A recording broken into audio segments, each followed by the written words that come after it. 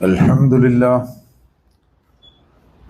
لله الذي هدانا بالكتاب الكريم نحمده ونستعينه ونستغفره ونؤمن به ونتوكل عليه ونعوذ به من شرور أنفسنا من يهد الله فهو المهتدي ومن يضلل فلن تجد له وليا مرشدا أشهد أن لا إله إلا الله وأشهد أن محمدا عبده ورسوله أرسله بالحق بشيرا ونذيرا بين يدي الساعة من يطع الله ورسوله فقد رشد ومن يعصهما فإنه لا يضر إلا نفسه ولا يضر الله شيئا اللهم صل على محمد وعلى آل محمد كما صليت على إبراهيم وعلى آل إبراهيم إنك حميد مجيد اللهم بارك على محمد وعلى آل محمد كما باركت على إبراهيم وعلى آل إبراهيم إنك حميد مجيد أما بعد فإن خير الكلام كلام الله وخير الهدي هدي محمد صلى الله عليه وسلم وشر الأمور محدثاتها وكل بدعة ضلالة أعوذ بالله من الشيطان الرجيم يا أيها الذين آمنوا كتب عليكم الصيام كما كتب على الذين من قبلكم لعلكم تتقون صدق الله അയ്യുഹന്നാസ് ഇത്തഖുല്ലാഹ്. അള്ളാഹുവിൻ്റെ വിധികളെയും വിലക്കുകളെയും വളരെ ജാഗ്രതയോടെ സൂക്ഷ്മതയോടെ ജീവിതത്തിൽ പകർത്തുകയും പുലർത്തുകയും ചെയ്യണമെന്ന് ആദ്യമായി വസിയത്ത് ചെയ്യുകയാണ്. ഏറ്റവും നേരായ എല്ലാത്തിലും ശരിയായ വഴിയിലൂടെ ജീവിച്ച് വിജയം വരിക്കുവാനുള്ള തൗഫീഖ് റബ്ബ് സുബ്ഹാനഹു വ തആല നമുക്കെല്ലാവർക്കും പ്രദാനം ചെയ്യുമാറാകട്ടെ. അവൻ്റെ പ്രവാചകന്മാരിലൂടെ അവൻ മനുഷ്യർക്ക് കാണിച്ചു തന്നിട്ടുള്ള സന്മാർഗം പിന്തുടർന്നുകൊണ്ട് അവൻ്റെ ജന്നാത്തുൽ ഫിർദൗസിൽ നമുക്ക് വേണ്ടപ്പെട്ടവരോടൊപ്പം പ്രവേശിക്കുവാനുള്ള സൗഭാഗ്യം നമുക്കെല്ലാവർക്കും അവൻ പ്രദാനം ചെയ്യുകയും നമ്മുടെ എല്ലാ തെറ്റുകുറ്റങ്ങളും പുറത്തു തരികയും ചെയ്യുമാറാകട്ടെ. പരിശുദ്ധ റമദാൻ മാസത്തിലാണ് നമ്മളിപ്പോഴുള്ളത്. റമദാനിലെ ഏറ്റവും പ്രധാനപ്പെട്ട അനുഷ്ഠാനം എന്ന് പറയുന്നത് നോമ്പാണ്. നോമ്പിനെ സംബന്ധിച്ചാണ് കഴിഞ്ഞ ഖുതുബയിൽ നമ്മൾ പറഞ്ഞത്. അസ്സിയാമു ജുന്ന, നോമ്പ് ഒരു പരിചയമാണ്, ഒരു ഷീൽഡാണ്. അത് പറയുമ്പോൾ നമ്മൾ പറഞ്ഞു വന്നിട്ടുള്ള വിഷയത്തോട് ചേർത്ത് അതിനോട് ബന്ധപ്പെടുത്തിക്കൊണ്ട് തന്നെയാണ് നമ്മളത് പറഞ്ഞത്. ഇപ്പോഴും അതിൽ നിന്ന് മാറുന്നൊന്നുമില്ല. കാരണം നോമ്പ് എന്ന് പറഞ്ഞാൽ, അല്ലെങ്കിൽ ഇസ്ലാമിൻ്റെ അനുഷ്ഠാനങ്ങൾ എന്ന് പറഞ്ഞാൽ, ജീവിതത്തിൽ നിന്ന് വേറെ തന്നെ മാറ്റി നിർത്തുന്ന ഒരു സാധനമല്ല. ഒരിക്കൽ നബി സല്ലല്ലാഹു അലൈഹി വസല്ലം സഹാബത്തിനോട് പറയുന്നുണ്ട്, യാത്രക്കിടയിൽ നിസ്കരിക്കുമ്പോൾ ചെരുപ്പൂരി വെക്കാൻ വേണ്ടിയിട്ട് വ്യഗ്രത കാണിക്കുമ്പോൾ, നിസ്കരിക്കുമ്പോൾ ചെരുപ്പഴിക്കണം എന്നുള്ളത് ഇസ്രായേലിയരുടെ നിർബന്ധമാണ്. നിങ്ങൾ ചെരുപ്പിട്ടിട്ട് തന്നെ നിസ്കരിച്ചോളിന്നാണ്. അപ്പൊ ചെരുപ്പിട്ട് നിസ്കരിക്കണോ വേണ്ടിയോ എന്നുള്ള ഫിഖ് അല്ല നമ്മൾ പറയുന്നത്. അതൊക്കെ അവരവരുടെ ബോധ്യം പോലെ ചെയ്യാവുന്നതാണ്. പക്ഷെ ഇവിടെ പ്രവാചകൻ പഠിപ്പിക്കുന്ന ഒരു കാര്യം, ഒന്നിൽ നിന്ന് മറ്റൊന്നിലേക്ക് പ്രവേശിക്കുകയല്ല. നിസ്കരിക്കുമ്പോൾ വിശുദ്ധരായിരിക്കുന്ന, അതിനുശേഷം അവരുടെ ഹവയിലേക്കും മറ്റുമൊക്കെ തിരിച്ചു പോകുന്ന ആളുകളെ അല്ല അള്ളാഹുവിന് ആവശ്യം. മുഅ്മിനുകളുടെ നിസ്കാരം എന്ന് പറഞ്ഞാൽ ജീവിതം തന്നെയാണ്. മുഅ്മിനുകളുടെ ജീവിതം എന്ന് പറഞ്ഞാൽ നിസ്കാരം തന്നെയാണ്. അപ്പോൾ സ്വാഭാവികമായിട്ടും ഒരു മാറ്റം അങ്ങനെയാണല്ലോ. ചിലപ്പോഴേ നമ്മൾ ഈ നാടകത്തിലൊക്കെ ഒരേ ആക്ടർ തന്നെ 2 കഥാപാത്രങ്ങൾ അവതരിപ്പിക്കാറുണ്ട്. പുതിയ നാടകത്തിന്റെ രീതിയൊക്കെ വെച്ചിട്ട് വേദിയിൽ വെച്ച് ചിലപ്പോഴൊരു ഷോൾ എടുത്ത് അങ്ങോട്ട് ഇടും, അല്ലെങ്കിൽ അതുപോലെ എന്തെങ്കിലും.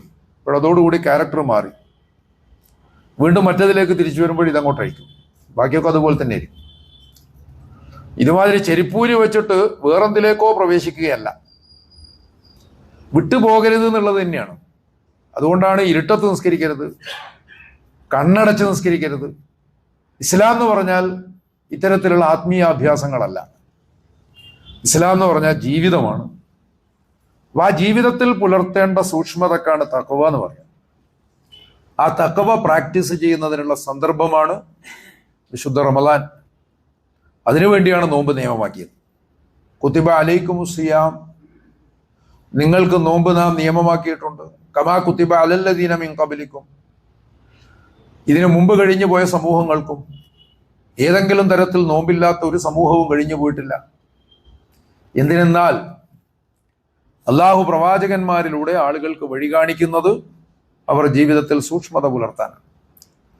അതുപോലെ നിങ്ങൾക്ക് നോമ്പ് നിയമമാക്കിയതും ലഅല്ലക്കും തത്തഖൂൻ, നിങ്ങൾ സൂക്ഷ്മതയുള്ളവരാകുവാൻ വേണ്ടിയാണ്, നിങ്ങൾ ബോധമുള്ളവരാകുവാൻ വേണ്ടിയാണ്, നിങ്ങൾ ജാഗ്രതയുള്ളവരാകുവാൻ വേണ്ടിയാണ് എന്നാണ് വിശുദ്ധ ഖുർആൻ നമ്മളെ പഠിപ്പിക്കുന്നത് എന്ന് മനസ്സിലാക്കണം. അപ്പൊ ഈ ജാഗ്രതയ്ക്ക് വിരുദ്ധമായിട്ട് വരുന്ന പലതരം പ്രലോഭനങ്ങളുണ്ട്. ഈ പ്രലോഭനങ്ങളെ തടുക്കാനുള്ള ഒരു ഷീൽഡ്, അതാണ് നോമ്പ് എന്നാണ് പറയുന്നത്. അപ്പൊ അതാണ് അസ്സിയാമു ജുന്ന. അപ്പൊ നമ്മൾ പറഞ്ഞു വരുന്ന കാര്യങ്ങളിൽ സാമ്പത്തികമായിട്ടുള്ള അച്ചടക്കമില്ലായ്മ, neo liberal capitalism, laissez faire capitalism, ഇതൊക്കെ ഹവൻ നഫ്സ് എന്ന് ഖുർആൻ പറയുന്നതിന്റെ കുറെ കൂടി മനോഹരമായ ആധുനിക വെർഷനുകളാണ്. വാക്കുകൾ കേൾക്കുമ്പോഴും എന്ന് ഖുർആൻ പറഞ്ഞ പോലെ വാക്കൊക്കെ കേൾക്കുമ്പോൾ വളരെ മനോഹരമാണെന്ന് തോന്നുന്നു. നിയോ ലിബറൽ ക്യാപിറ്റലിസം, ലെസെ ഫെയർ എന്നൊക്കെ പറയുമ്പോൾ നമ്മൾ കേട്ടിട്ടും കണ്ടിട്ടും ഇല്ലാത്ത വാക്കുകളൊക്കെ പറയും. അങ്ങനെ അത് വളരെ ആകർഷകമായിട്ട് നിങ്ങൾക്ക് മുമ്പിൽ അങ്ങോട്ട് വെക്കും. പക്ഷേ മാത്രമല്ല, സത്യസന്ധരാണ് തങ്ങൾ എന്നതിന് അള്ളാനെ പിടിച്ച് തന്നെ ആണയിടുമെന്നും പറയുന്നുണ്ട്. അത് ആ കാലത്ത്, മതേതര കാലത്ത് പിന്നെ അള്ളാനെ പിടിച്ച് ആണിടേണ്ട കാര്യമില്ലല്ലോ. അലദ്ദുൽ ഹിസാം, അവരാണ് ഏറ്റവും വക്രതയുള്ള, ഏറ്റവും നീചരായിട്ടുള്ള സത്യവൈരികൾ എന്നാണ് വിശുദ്ധ ഖുർആൻ പറയുന്നത്. ആഴത്തിൽ പിഴച്ചു പോയവരാണ് അവര് എന്ന് പറയാം. അവിടെ അത്തരം മനോഹരമായ പദങ്ങളിൽ വരുന്നതൊക്കെ യഥാർത്ഥത്തിൽ ഈ ഹവൻ നഫ്സ് തന്നെയാണ്. അപ്പൊ അതിനെ ഒന്ന് ശരിപ്പെടുത്തുക എന്ന് പറയുമ്പോൾ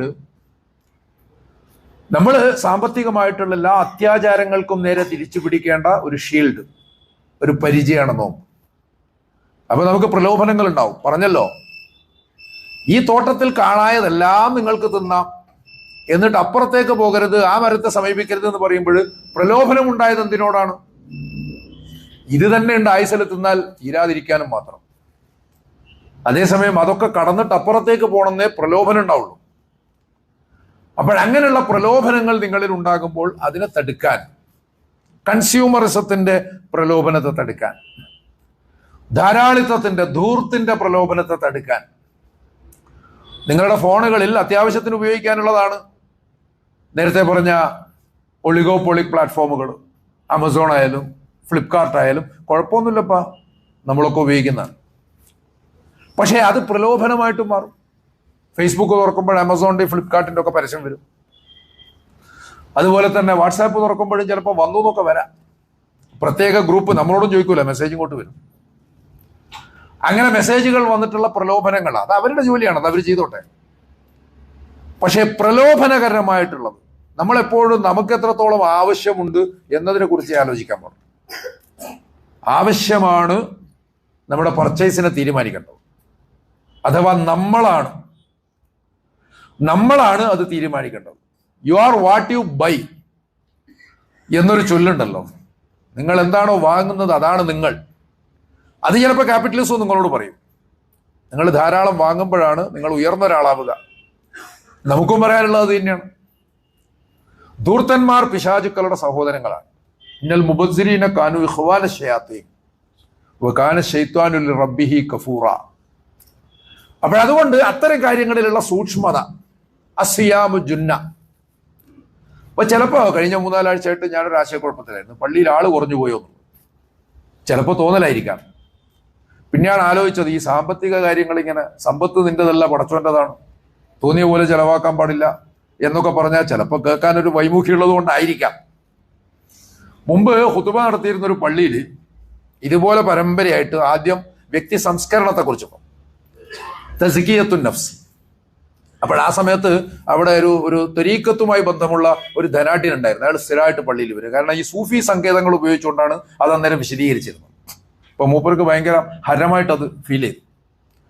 തരീക്കത്തും സൂഫിസവും ഒന്നും മോശമൊന്നുമല്ല, അതിന്റെ ചരിത്രപരമായ പ്രസക്തിയെ, അതിന്റെ തത്വത്തെ. പക്ഷേ മിനിമലിസം എന്ന വിപ്ലവം ആരംഭിച്ച സൂഫി ഖാൻഗാഹുകളുടെ ഇപ്പോഴത്തെ ഒരു അവസ്ഥ നോക്കിയാൽ തന്നെ അത് എത്രത്തോളം നേരെയാണുള്ളത് എന്നുള്ളത് നമുക്ക് ബോധ്യപ്പെടും. അത് വേറെ വിഷയം. എന്തായാലും ഇത് കഴിഞ്ഞിട്ട്, വ്യക്തി സംസ്കരണം കഴിഞ്ഞിട്ട് സാമൂഹ്യ ബന്ധങ്ങൾ, അത് കഴിഞ്ഞിട്ട് സാമ്പത്തിക ഇടപാടുകൾ, പിന്നെ രാഷ്ട്രീയമായിട്ടുള്ള നിലപാടുകൾ, ഇതൊക്കെ അങ്ങനെ പറഞ്ഞു പോവാണ്. കുറെ കാലത്തേക്ക് പിന്നെ മൂപ്പരെ കാണുന്നില്ല. അപ്പൊ ഒരു ദിവസം യാദൃച്ഛികമായിട്ട് വഴിയിൽ കണ്ടപ്പോൾ ഞാൻ വെറുതെ ചോദിച്ചു, നിങ്ങളെ പള്ളിയിൽ കുറെ അല്ല കാണാത്തത്? നിങ്ങളിപ്പോ നമുക്ക് ആവശ്യമുള്ളൂന്നല്ലോ പറയുന്നു. അപ്പൊ എന്ന് പറഞ്ഞാൽ എന്താ ആത്മസംസ്കരണം? അത് എന്തിനു വേണ്ടിയുള്ളതാ? പടച്ചോനെ കാണാനാണോ? പടച്ചോനെ കാണാനാണെങ്കിൽ അതിനുള്ള ഏക മാർഗം റസൂലുള്ളാഹി സ്വല്ലല്ലാഹു അലൈഹി വസല്ലം പഠിപ്പിച്ചു തന്നിട്ടുണ്ട്. ഒരാള് അള്ളാന്റെ മുമ്പിലെത്തി. അപ്പൊ അള്ളാന്റെ ഒരു ചോദ്യം, എടോ മനുഷ്യ, എനിക്ക് വിശന്നപ്പോൾ ഞാൻ നിന്റെ അടുത്ത് വന്ന് കൈ കാണിച്ചിരുന്നു, അല്ലെങ്കിൽ ഞാൻ വിശന്നിരിക്കുകയാണെന്ന് നീ അറിഞ്ഞിരുന്നു, പക്ഷെ നീ എനിക്കൊന്നും തന്നില്ലല്ലോ. ഉടനെ തന്നെ ഇയാൾ പറഞ്ഞു, യാ റബ്ബൽ ആലമീൻ, ഞാൻ നിനക്ക് എന്ത് തരാം? നിനക്ക് വിശക്കേ, ഞാൻ നിനക്ക് തരേ? അതെങ്ങനെ സംഭവിക്കുന്നു പറഞ്ഞപ്പോൾ പടച്ചോൻ ചോദിക്കുകയാണ്, എൻ്റെ ഇന്ന ദാസൻ വിശന്ന് ജീവിക്കുന്നത് നീ അറിഞ്ഞിരുന്നു, നീ അയാൾക്ക് വല്ലവും കൊടുത്തിരുന്നെങ്കിൽ ലവജത്ത ദാലിക ഇന്ദി, എൻ്റെ അടുത്ത് നിനക്കത് കാണാൻ പറ്റുമായിരുന്നില്ലേ? അതിനേക്കാൾ ഗുരുതരമായ മറ്റൊരു സംഗതിയും കൂടി പറയുന്നുണ്ട്. എടോ മനുഷ്യ, എനിക്ക് അസുഖം ബാധിച്ചപ്പോൾ നീ എന്താ എന്നെ കാണാൻ വരാഞ്ഞത്? നിന്റെ ഒരു തഴുകലും ഒരു പ്രാർത്ഥനയും നിന്റെ ഒരു സന്ദർശനവും ഒക്കെ ഞാൻ ആഗ്രഹിച്ചിരുന്നു. അപ്പോൾ ഇയാൾക്ക് അതേ പ്രതികരണം, നിനക്കെങ്ങനെ സൂക്കേട് വരിക? ഞാനെങ്ങനെയാ നിന്നെ കാണാൻ വരിക? എൻ്റെ ഇന്ന ദാസൻ അസുഖബാധിതനായി കിടന്നപ്പോൾ നിന്റെ സാന്നിധ്യം ആഗ്രഹിച്ചിരുന്നു, നീ അവിടെ ചെന്നിരുന്നെങ്കിൽ ലവജത്തനി എന്തഹു, എന്നെ നിനക്ക് അവിടെ തന്നെ ദുനിയാവിൽ വെച്ച് തന്നെ. മറ്റത് ലവജത്ത ദാലിക ഇന്ദി എന്ന് പറയുന്നത് ആഖിറത്തിലെത്തിയതിനു ശേഷമുള്ള സംഭവമാണെങ്കിൽ ഇത് അതല്ല. രോഗിയെ സംബന്ധിച്ച് പറയുമ്പോൾ ലവജത്തനി എന്തഹു, ഓന്റെ അടുത്ത് നിനക്ക് എന്നെ കാണാൻ പറ്റില്ലായിരുന്നോ? അപ്പൊ ഇങ്ങനെയാണ് പടച്ചോനെ കാണല്. അല്ലാതെ കുറെ സൂഫി സങ്കേതങ്ങൾ ഉപയോഗിച്ചിട്ട് കുറെ കാര്യങ്ങൾ പറയുമ്പോൾ കേട്ടപ്പോൾ അങ്ങ് ഭയങ്കര രസമായി, അതിൽ ഭയങ്കരമായിട്ട് അങ്ങ് അറുമാദിച്ചു. അങ്ങനെ ആത്മസംസ്കരണം, അങ്ങനെ ഒരു സംസ്കരണം ഇല്ലെന്നേ. നിങ്ങൾ നന്നാവുന്നത് നിങ്ങളെ കൊണ്ട് മനുഷ്യർക്ക് ഉപകാരം ഉണ്ടാവാനാണ്. പടച്ചോൻ അങ്ങനെയാ പറഞ്ഞിരിക്കുന്നത്. നിങ്ങൾ നന്നാവുന്നത് നിങ്ങളെ കൊണ്ട് മനുഷ്യർക്ക് ഉപകാരം ഉണ്ടാവാനാണ്. ആ സ്വഭാവത്തിലാണ് ഇസ്ലാമിന്റെ അനുഷ്ഠാനങ്ങളും എന്ന് നമ്മൾ ചിന്തിക്കണം. ഇപ്പൊ സൗമിനെ കുറിച്ച് പറഞ്ഞു, വ്യത്യസ്തങ്ങളായ അർത്ഥതലങ്ങളെ കുറിച്ച്. Not mere fasting. ഫാസ്റ്റിംഗ് എന്ന് പറയുമ്പോഴും ഇവിടെ പറഞ്ഞല്ലോ, നമ്മൾ പിന്നെ തടി കുറക്കാൻ വേണ്ടി ഡയറ്റ് ചെയ്യുമ്പോഴും അതിലും ഉണ്ട് ഫാസ്റ്റിംഗ്. ഒരുപക്ഷെ ഇംഗ്ലീഷിൽ നല്ലൊരു പദമുള്ളത് അസീസിസ് എന്നാണ്. അസീസിസ് എന്ന് പറഞ്ഞാൽ the practice of severe self discipline. ആത്മനിയന്ത്രണത്തിന് വേണ്ടിയുള്ള അങ്ങേയറ്റത്തെ കഠിനമായിട്ടുള്ള പരിശ്രമം. ഞാൻ എന്നെ തന്നെ കൺട്രോൾ ചെയ്യുക. സൗം എന്ന അറബ് വാക്കിന്റെ അർത്ഥം അതാണ്. സൗം എന്ന് പറഞ്ഞാൽ ഞാൻ എന്നെ തന്നെ നിയന്ത്രിക്കുക എന്നാണ് അർത്ഥം. അതൊരു തപം എന്ന് പറയാം. തപം എന്നതിൽ നിന്നാണ് തപസ്. ഇനി അതിനേക്കാളും നമ്മൾ സാധാരണ പറയാറുള്ള വാക്കുകൾക്കൊക്കെ മനോഹാരിത ഉണ്ട്. ഇപ്പൊ വ്രതം എന്ന് പറയും. വ്രതം എന്ന് പറഞ്ഞാൽ വൃ എന്ന് പറഞ്ഞാൽ ചുറ്റുക എന്നാണ് അർത്ഥം. പരിക്രമണം ചെയ്യുന്നതിനാണ് സംസ്കൃതത്തിൽ വൃ എന്ന് പറയാം. അതേസമയം ഋതം, വൃന്റെ കൂടെ ഋതം ചേരുമ്പോഴാണ് വ്രതമാവുന്നത്. ഋതം എന്ന് പറഞ്ഞാൽ പ്രാപഞ്ചികമായിട്ടുള്ള നിയമമാണ്, അഥവാ അള്ളാഹുവിന്റെ നിയമമാണ്. അള്ളാഹുവിന്റെ നിയമത്തിന് ചുറ്റും കറങ്ങുക. ഋതസത്യങ്ങളെ കുറിച്ച് പറയുന്നുണ്ട് വേദത്തിൽ. ഋതം എന്ന് പറഞ്ഞാൽ പ്രാപഞ്ചിക നിയമമാണ്. അതിന് അനുസൃതമായിട്ട് നമ്മൾ ജീവിതത്തിൽ പാലിക്കേണ്ടതായിട്ടുള്ള ധാർമ്മിക നിയമങ്ങളാണ് സത്യം. ഇതൊരു വ്യാഖ്യാനാണ്, വേറെ വ്യാഖ്യാനങ്ങൾ ഉണ്ടാവാം. പക്ഷേ പടച്ചതമ്പുരാൻ ചോദിക്കുന്നുണ്ട്, അഫഗൈറ ദീനില്ലാഹി യബൂൻ വലഹു അസ്ലമ വംഫിസ് സമാവാതി വല്ലർദ് തൗഅൻ വകർഹൻ. അല്ല, നീ അള്ളാഹുവിൻ്റെതല്ലാത്ത മറ്റൊരു ദീൻ തേടുകയാണോ? ആകാശഭൂമികളിലുള്ളതെല്ലാം ആന്തരികമായും ബാഹ്യമായും അള്ളാഹുവിനെ തന്നെ അനുസരിച്ചു കൊണ്ടാണ് ഇരിക്കുന്നത് എന്നിരിക്കെ നീ വേറെ ഏത് ദീനാണ് തേടുന്നത് എന്ന് ചോദിക്കണം. അപ്പൊ വ്രതം എന്ന് പറഞ്ഞാൽ അള്ളാഹുവിന്റെ നിയമത്തിന് ചുറ്റിലുമുള്ള പരിക്രമമാണ്. ഉപവാസം എന്ന വാക്കിനെ കുറിച്ച് കഴിഞ്ഞ ഖുതുബയിൽ പറഞ്ഞു. ഉപ എന്ന് പറഞ്ഞാൽ സമീപമാണ്, വസു എന്ന് പറഞ്ഞാൽ വസിക്കുക, താമസിക്കുക. ആരുടെ സമീപം? അള്ളാഹുവിന്റെ സമീപം. അസിയാമുലി, നോമ്പ് എനിക്കുള്ളതാണ്, എല്ലാം അള്ളാഹ്ക്കുള്ളതാണ്. എന്നാൽ നോമ്പ് എനിക്കുള്ളതാണെന്ന് പ്രത്യേകം പറയുമ്പോൾ അതിനൊരു പ്രത്യേകത ഉണ്ടായിട്ട് തന്നെയാണ്. ഉപസമീപേ വസതി ഇതി ഉപവാസ. ഏറ്റവും അടുത്ത് വസിക്കുന്നതിന്റെ പേരാണ് ഉപവാസം. അള്ളാഹുവിനോട് ഏറ്റവും അടുത്തായിരിക്കുക എന്നാണ് അതിന്റെ അർത്ഥം. അതുപോലെ മലയാളത്തിന്റെ സ്വന്തം പദമാണ് നോമ്പ്. മറ്റതൊക്കെ സംസ്കൃതമാണ്. വ്രതം, ഉപവാസം എന്നൊക്കെ പറയും, തപം എന്നൊക്കെ പറയുമ്പോൾ. അതേസമയം മലയാളത്തിലുള്ളത് നോമ്പ്. അതിനെക്കുറിച്ചും പറഞ്ഞ് നോവ്, അൻപ്, നൊയമ്പ്. അത് കൃത്യമായിട്ടുള്ള ലെക്സിക്കനോ ഭാഷാ വിശകലനോ ഒന്നും അല്ല കേട്ടോ. പക്ഷെ ഇങ്ങനെ രണ്ടെണ്ണം ചേരുന്നുണ്ട് അതിൽ. ഇങ്ങനെ രണ്ടെണ്ണം ചേരണം. ഒന്ന്, നമ്മൾ സ്വയം ഏൽക്കേണ്ടതായിട്ടുള്ള ക്ലേശങ്ങൾ. പുതുവഴി വെട്ടുന്നവൻ പല നോവുകൾ നോൽക്കണം എന്ന് കക്കാടിനെ ഉദ്ധരിക്കുകയും ചെയ്തിട്ടുണ്ട്. എൻ കക്കാടിന്റെ കവിതയാണ് വഴിവെട്ടുന്നവരോട്. പുതിയ വഴി വെട്ടണം. ഇസ്ലാം എന്ന് പറഞ്ഞാൽ അതാണ്. നിങ്ങൾ പുതിയ വഴികൾ വെട്ടിക്കൊണ്ടേയിരിക്കണം. എക്സ്പ്രസ് വേ ഉണ്ടാക്കണം എന്നല്ല. വഴിയിൽ നിന്ന് ഉപദ്രവങ്ങൾ നീക്കലാണ് ഈമാനിന്റെ ഏറ്റവും ചെറിയ ഘടകം, ഏറ്റവും ദുർബലമായ. അങ്ങനെ ഉണ്ടല്ലോ, അതിനാഹ ഇമാത്തത്തുൽ അദാ അനിത്തരീഖ്. വഴിയിൽ നിന്ന് ഉപദ്രവങ്ങൾ നീക്കുക എന്ന് പറഞ്ഞാൽ അത് വഴി വൃത്തിയാക്കുക എന്നുള്ളത് അതിന്റെ ഒരർത്ഥമാണ്. അതുകൊണ്ട് പക്ഷെ ആളുകൾക്ക് അവരുടെ ജീവിതം എളുപ്പമാക്കി കൊടുക്കണം. നിങ്ങളുടെ ചുറ്റിലുമുള്ളവരെ ഒരു നിലക്കും നിങ്ങൾ കഷ്ടപ്പെടുത്തരുത്. നിങ്ങളുടെ വാക്ക്, നിങ്ങളുടെ വികാരം, നിങ്ങളുടെ ചിന്തകൾ, നിങ്ങളുടെ ഈഗോ, ഇതൊന്നും തന്നെ മറ്റുള്ളവർക്ക് പ്രയാസകരമായിട്ട് വരരുത്. ഇപ്പോൾ ആളുകളുടെ ഈ ഈഗോ കാരണം എന്തൊക്കെ പ്രശ്നങ്ങളാണ് സംഭവിക്കുന്നത്. മുമ്പ് പറഞ്ഞിരുന്നു, മണിക്കൂറുകളോളം നീണ്ടു നിൽക്കുന്ന ട്രാഫിക് ജാം മുന്നിലുള്ള രണ്ടേ ഡ്രൈവർമാരുടെ ഈഗോ കൊണ്ട് മാത്രം വരുന്നതാണ്. തന്നെയുമല്ല, റോഡപകടങ്ങൾ ധാരാളമായിട്ട് നടക്കുന്ന നാടാണ് കേരളം. പക്ഷെ ആക്സിഡന്റ് അല്ല, കൂട്ടിയിടിക്കലാണ്. ആക്സിഡന്റ് എന്ന് പറയുന്നതിന്റെ ഡെഫിനിഷനിലൊന്നും അത് പെടൂല. രണ്ട് വണ്ടികൾ കൂട്ടിയിടിക്കുന്നു. കൂട്ടിയിടിക്കുന്നതിന്റെ പ്രധാന കാരണം ഈ ഈഗോയും മത്സരവുമാണ്. അതിനെ ആക്സിഡന്റ് ആയിട്ട് പറയാൻ പറ്റില്ല. അത് നമ്മുടെ ഈ ഈഗോ കാരണം ഉണ്ടാവുന്ന അതിന്റെ അനിവാര്യമായിട്ടൊരു ഫലം മാത്രമാണ് എന്ന് മനസ്സിലാക്കണം. ഇത് ഉദാഹരണമായിട്ട് പറഞ്ഞാണ്. അപ്പൊ നമ്മുടെ ഈഗോ അത് നിമിത്തം മറ്റുള്ളവർ പ്രയാസപ്പെട്ടാൽ അത് ഇത് തന്നെയാണ് ഈമാനിന്റെ അതിനാഹ ഇമാത്തത്തുൽ അദാനി തരീഖ് എന്ന് പറയുന്നത് നമ്മളിൽ പ്രവർത്തിക്കുന്നില്ല എന്നല്ല അതിന്റെ അർത്ഥം.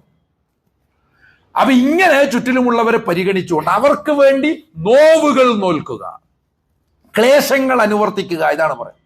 ലോകത്തെ അറിയാനും അതിനോട് ക്രിയാത്മകമായി പ്രതികരിക്കാനുമുള്ള ആഹ്വാനമാണ് യഥാർത്ഥത്തിൽ ദീൻ എന്നാണല്ലോ പറയാം. ദീൻ എന്ന് പറഞ്ഞാൽ അറബിയിൽ സാധാരണ റിലിജൻ എന്ന അർത്ഥത്തിൽ ഉപയോഗിക്കാവുന്ന ധാരാളം വാക്കുകളുണ്ട്. നിഹില എന്ന് പറയാം, ദിയാന എന്ന് പറയാം, മദ്ഹബ് എന്ന് പറയാം. പക്ഷെ അള്ളാഹ് ഉപയോഗിച്ച ദീൻ എന്നുള്ള വാക്ക്. ദീൻ എന്ന് പറഞ്ഞാൽ ഈ സാധനമൊന്നും അല്ല. ദീൻ എന്ന് പറഞ്ഞാൽ പിന്നെന്താണ് യഥാർത്ഥത്തിൽ? ദീൻ എന്ന് പറഞ്ഞാൽ അഖിം വജ്ഹക ലിദ്ദീനി ഹനീഫ ഫിത്രത്തല്ലാഹില്ലതി ഫതറന്നാസ അലൈഹ. നീ നിന്റെ മുഖത്തെ ദീനിന് നേരെ തിരിച്ചു പിടിക്കണം ഏകാഗ്രതയോടുകൂടി, ഹനീഫായിക്കൊണ്ട്. ഏതാണ് ആ ദീൻ എന്ന് ചോദിച്ചാൽ ഫിത്രത്തല്ലാഹില്ലതി ഫതറന്നാസ അലൈഹ. മനുഷ്യൻ അള്ളാഹു ഏത് ഫിത്രയിൽ പടച്ചുവോ ആ ഫിത്ര. ബി വാട്ട് യു ആർ എന്നേ പറയുന്നുള്ളൂ. നീ എന്താണോ അതാവാനേ പടച്ചു നമ്മളോട് പറയുന്നുള്ളൂ. വേറെ നമുക്ക് കഴിയാത്തൊരു വർത്താനോ അല്ല പറയുന്നില്ല എന്നുള്ളത് മനസ്സിലാക്കണം. നീ എന്താണോ അതാവുക. നിന്റെ ഉള്ളിൽ എന്താണോ നമ്മൾ നിക്ഷേപിച്ചിട്ടുള്ളത്, ഏത് സ്വഭാവത്തിലുള്ള നിന്നെയാണോ നമ്മൾ സൃഷ്ടിച്ചിട്ടുള്ളത്, അതായിട്ട് ജീവിക്കുക. അപ്പൊ അതിനിടയിൽ വരുന്ന ഒരുപാട് പ്രലോഭനങ്ങളുണ്ട്. ആ പ്രലോഭനങ്ങളെയാണ് യഥാർത്ഥത്തിൽ നമ്മൾ ഈ പരിച കൊണ്ട് തടുക്കേണ്ടത് എന്ന് മനസ്സിലാക്കേണ്ടതാണ്. സാധാരണഗതിയിൽ ഇപ്പൊ ഇസ്ലാമിനെ ഒരു മതമായിട്ടാണ് നമ്മൾ കാണുന്നത്. മതം എന്ന് പറഞ്ഞാൽ എന്താ? കാൾമാർക്സിന്റെ അഭിപ്രായത്തിൽ ഭൗതിക സാഹചര്യങ്ങളുടെ ഒരു സൃഷ്ടിയാണ്. എന്നാൽ ഇസ്ലാം ഭൗതിക സാഹചര്യങ്ങളുടെ സൃഷ്ടിയല്ല, മറിച്ച് ഭൗതിക സാഹചര്യങ്ങളെ ധാർമ്മികമായി പുനർനിർമ്മിക്കാനുള്ള ആഹ്വാനമാണ്. ഭൗതിക സാഹചര്യങ്ങളെ പരിവർത്തിപ്പിക്കാൻ, പുനഃസൃഷ്ടിക്കാനുള്ള ആഹ്വാനമാണ്. അത് മനുഷ്യനും ദൈവവും തമ്മിലുള്ള ആധ്യാത്മിക ബന്ധം എന്നതുപോലെ തന്നെ മനുഷ്യനോടുള്ള ബാധ്യതകളാണ്. അതിലേറ്റവും പ്രധാനം സാമൂഹിക നീതിയാണ്, സാമ്പത്തിക സ്വാശ്രയത്വമാണ്, രാഷ്ട്രീയ ധാർമ്മികതയാണ്. ഈ മൂല്യങ്ങളെയൊക്കെ ആധാരമാക്കുന്ന നിയമവ്യവസ്ഥയാണ്. ഇതെല്ലാം അടങ്ങിയ ഒരു ഏർപ്പാടിനാണ് യഥാർത്ഥത്തിൽ ദീൻ എന്ന് പറയുന്നത്. അപ്പൊ അങ്ങനെ ഒരു ദീനാണ്. അതിൽ നിന്ന് വഴിതെറ്റിക്കുന്ന തെറ്റായിട്ടുള്ള ദീനുകളെ സംബന്ധിച്ചും മുന്നറിയിപ്പ് തരുന്നുണ്ട്. അതാണ് നമ്മൾ ഈ പറഞ്ഞു വരുന്ന വിഷയത്തിന്റെ ഒരു പ്രധാന തലക്കെട്ട് തന്നെ, ഐഡിയോളജീസ് ഓഫ് അറഗൻസ്, അഹങ്കാരത്തിന്റെ പ്രത്യയശാസ്ത്രങ്ങൾ. അതിലാണ് നമ്മൾ ഈ മുതലാളിത്തവും മറ്റൊക്കെ പറഞ്ഞു വന്നത്. ഇനി അങ്ങോട്ട് അത് തുടരാനിരിക്കുന്നു.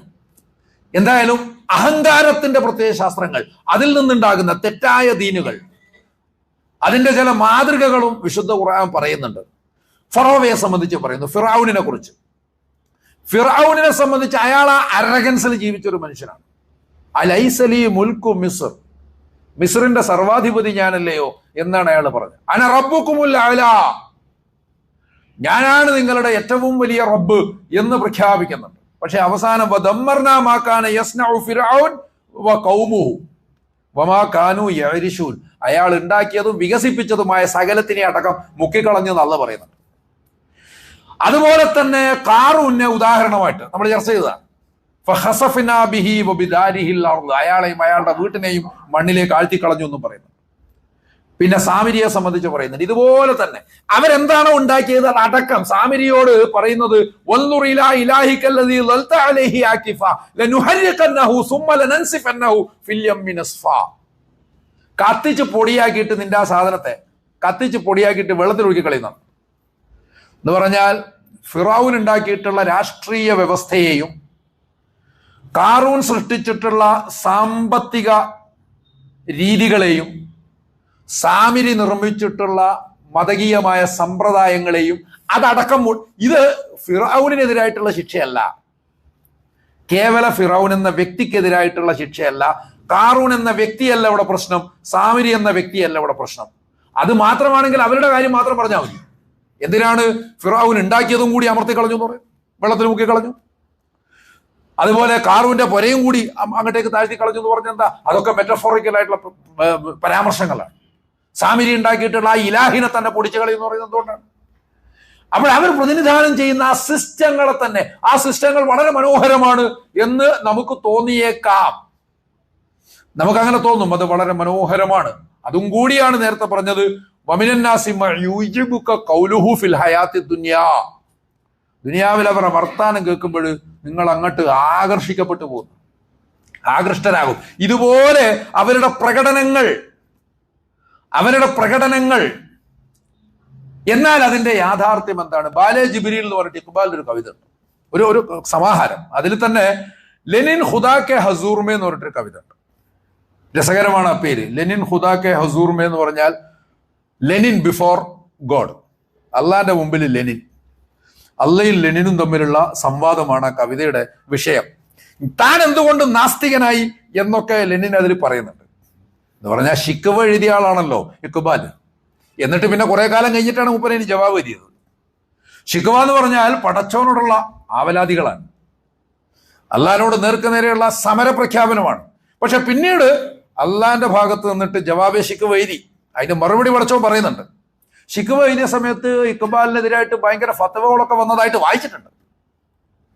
അപ്പൊ എന്തായാലും ലെനിൻ ഖുദാ കെ ഹുസൂർമേ, ദൈവത്തിന്റെ മുമ്പിൽ ലെനിൻ എന്ന് പറഞ്ഞിട്ടൊരു കവിത ഉണ്ട്. ആ കവിതയിൽ ആധുനിക നാഗരികതയുടെ കാപട്യങ്ങളെ സംബന്ധിച്ചൊക്കെ ലെനിന്റെ പരാമർശത്തിൽ വരുന്നുണ്ട്. അതിലൊരു ഭാഗത്ത് വരുന്നുണ്ട് കത്തീഡ്രലിന് മേൽ ഉയർന്നു നിൽക്കുന്ന ബാങ്കുകൾ. അപ്പൊ കത്തീഡ്രലാണ് അല്ലെങ്കിൽ ഭദ്രാസന പള്ളി, ഭദ്രാസന പള്ളി എന്നാണ് അതിന് മലയാളത്തിൽ പറയാം. കത്തീഡ്രലുകളാണ് ഒരു കാലത്ത് യൂറോപ്പിനെ ഭരിച്ചിരുന്നത്. തിയോക്രസി നിലനിന്നിരുന്ന കാലത്ത് സിസ്റ്റം വല്ലാതെ മെച്ചമൊന്നും ആയിരുന്നില്ല. ദൈവത്തിന്റെ ഭരണം എന്ന നിലക്ക് പുരോഹിതന്മാർ ഭരിക്കുന്ന, പാപമോചന ചീട്ട് വിൽപ്പന വരെയുണ്ട്. അവരെടുത്ത് ചീട്ട് കിട്ടിക്കഴിഞ്ഞാൽ പാപങ്ങൾ പൊറുക്കപ്പെടും എന്നൊക്കെയുള്ള, അതൊക്കെ വിശദാംശങ്ങൾ വേറെ പറയാം. അപ്പൊ എന്തായാലും അങ്ങനെയുള്ള ഒരു സിസ്റ്റം. പക്ഷെ അപ്പോഴും കത്തീഡ്രലിന് വേറൊരു ഗുണം ഉണ്ടായിരുന്നു. ആളുകൾക്ക് അവിടെ പോയി പ്രാർത്ഥിക്കുമ്പോൾ ഒരു സമാധാനമൊക്കെ കിട്ടും. അത് അധികാരത്തിന്റെ കേന്ദ്രമാണെങ്കിലും ആളുകൾക്ക് അവിടെ പോയി പ്രാർത്ഥിക്കുമ്പോൾ ഒരു സമാധാനമൊക്കെ കിട്ടും. അത് മാർക്സ് പറഞ്ഞ പോലെ തന്നെ റിലീജിയൻ എന്ന് പറഞ്ഞാൽ എന്താണ്? അത് മർദ്ദിത ജീവിയുടെ നിശ്വാസമാണ്. പിന്നെ അതുപോലെ ഹൃദയശൂന്യ ലോകത്തിന്റെ ഹൃദയമാണ്, ആത്മശൂന്യ സാഹചര്യങ്ങളുടെ ആത്മാവാണ് എന്നൊക്കെ പറയുന്നുണ്ടല്ലോ. അങ്ങനെ കുറെ സംഗതികൾ പറയുന്നുണ്ട്. അപ്പോഴതുപോലെ ഒരു ആശ്വാസമൊക്കെ കിട്ടും. പക്ഷെ ഇപ്പോഴ് പുതിയ കാലത്ത് പുതിയ വ്യവസ്ഥയിൽ ലെനിൻ പറയാണ്, പുതിയ കാലത്ത് പുതിയ വ്യവസ്ഥയിൽ അതിന്റെ മുകളിൽ ഇങ്ങനെ ഉയർന്നു നിൽക്കുകയാണ് ബാങ്കുകൾ. എന്നിട്ട് ബാങ്കുകളെ സംബന്ധിച്ച് അപ്പൊ അത് അത്രയും വലിയ കത്തീഡ്രൽ എന്ന് പറഞ്ഞാൽ തന്നെ ഗോഥിക് ശില്പകലയുടെ ഏറ്റവും വലിയ മാതൃകകളാണ് യൂറോപ്പിലെ മധ്യകാല കത്തീഡ്രലുകൾ. അത്രയും വലിയ ആഢ്യത്വവും ഉയർച്ചയും ഒക്കെ ഉണ്ടാവും. അതിന്റെ മുകളിൽ ബാങ്കുകളാണ്. പക്ഷെ എന്നിട്ട് ഈ ബാങ്കുകളെ പറ്റി പറയുന്നത്, അദ്ദേഹം പറയുന്ന വർത്തമാനം സാഹിർ മേ തിജാറത്ത് ഹേ ഹഖീഖത്ത് മേ ജുവാ ഹേ. ഇന്നത്തെ കച്ചവടം എന്ന് പറഞ്ഞാൽ അങ്ങനെയാണ്. ഈ സ്ഥാപനങ്ങളുണ്ടല്ലോ, ഈ ധനകാര്യ സ്ഥാപനങ്ങൾ ഭയങ്കര മനോഹരമാണ്. പക്ഷേ അത് പ്രത്യക്ഷത്തിൽ ചെയ്യുന്നത് കച്ചവടമാണ്. എന്നാൽ ഹഖീഖത്ത് മേ ജുവാ ഹേ, യഥാർത്ഥത്തിൽ അത് ചെയ്യുന്നത് വെറും ചൂതാട്ടമാണ്. കച്ചവടമാണെന്ന് തോന്നിക്കുന്ന വിധത്തിലുള്ള ചൂതാട്ടമാണ് ഇന്നത്തെ ധനകാര്യ സ്ഥാപനങ്ങളിൽ നടക്കുന്നത് എന്ന് ലെനിൻ പറഞ്ഞതായിട്ട് ഇക്ബാൽ സങ്കല്പിക്കുന്നത് അതിന് ശേഷമാണ്, അതിനും കുറെ കാലത്തിന് ശേഷമാണ് നമ്മൾ ജീവിക്കുന്നത്. അവസ്ഥ വല്ല നിലക്കും മാറിയിട്ടുണ്ടോ എന്നുള്ളതിനെ കുറിച്ച് ചിന്തിക്കേണ്ടതാണ്. അതുപോലെ തന്നെ അദ്ദേഹം വേറൊന്നുകൂടി പറയുന്നുണ്ട്, മനുഷ്യൻ നാഗരികമായിട്ട് എത്ര പുരോഗതി ആർജിക്കുന്നുണ്ട്. അവന്റെ അറിവ്, അവന്റെ സാങ്കേതിക വിദ്യ, ഈ അറിവ്, ഈ സയൻസ്, ഈ ഫിലോസഫി, ഈ അഡ്മിനിസ്ട്രേഷൻ, ഇത് പീത്തേ ഹേ ലഹു ദേത്തേ ഹേ തഅലീമേ മസാവാത്ത്, മനുഷ്യന്റെ ചോര കുടിക്കുന്നു എന്നിട്ട് പ്രത്യക്ഷത്തിൽ സമത്വത്തെ കുറിച്ച് പ്രസംഗിക്കുകയും ചെയ്യുന്നതാണ്. ഇത്രയും കാപട്യം നിറഞ്ഞു നിൽക്കുന്ന ഒരു ലോകത്തെ സംബന്ധിച്ചാണ് നമ്മൾ കഴിഞ്ഞ കുറെ ഖുതുബകളിലായിട്ട് വിശദീകരിച്ചത് എന്ന് മനസ്സിലാക്കേണ്ടതാണ്. അപ്പൊ ഇതിനെ അട്ടിമറിക്കാനാണ് പടച്ചോന്റെ വർത്താനം. ഇതേ സമാഹാരത്തിൽ തന്നെ വേറൊരു കവിതയിൽ അള്ളാഹു തന്റെ ഫരിഷ്തകളോട്, മലായിക്കത്തിനോട് പറയുന്നതായിട്ട് ഇക്ബാൽ സങ്കല്പിക്കുന്നു, ജിസ് ഖേത്ത് സേ ദഹ്കാൻ കോ മയസ്സർ നഹി റോസി ഉസ് ഖേത്ത് കെ ഹർ ഖുശാ ഗന്ധം കോ ജലാ ദോ.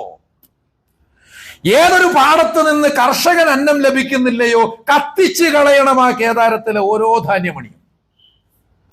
കർഷകൻ അന്നം കൊടുക്കാത്ത ഒരു പാടവും വെച്ചേക്കരുത്, മുഴുവൻ കത്തിച്ചു കളയുന്നു പടച്ചോ മലക്കുകളോട് പറയുന്നതായിട്ടാണ് ഇക്ബാൽ സങ്കല്പിക്കുന്നത്.